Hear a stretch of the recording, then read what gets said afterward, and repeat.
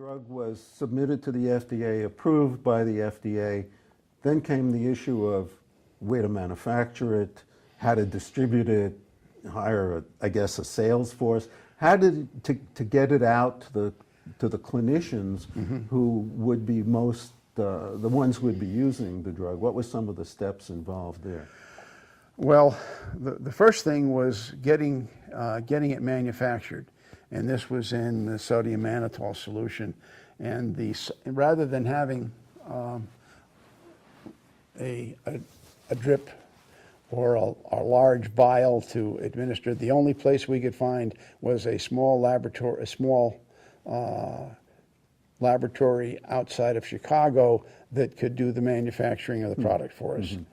And so this ended up with something that was awkward because you had, I think probably at that point, 24 vials being sold.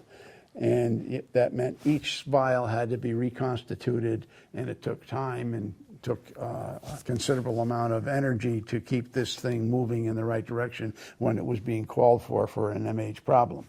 But once that got rolling, and that's all we had, and that was dictated by its availability in terms of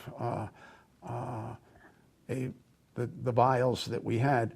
They were the ones that were used in the clinical studies, so that's what we had to submit, and it was not ideal. Everybody was up in arms as being, not something that we wanted to do, but we didn't have any alternative because that's all that was available.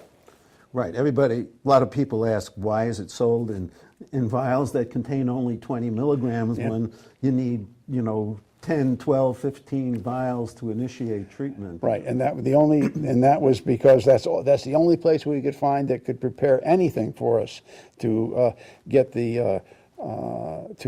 provide supplies for any kind of clinical utility studies.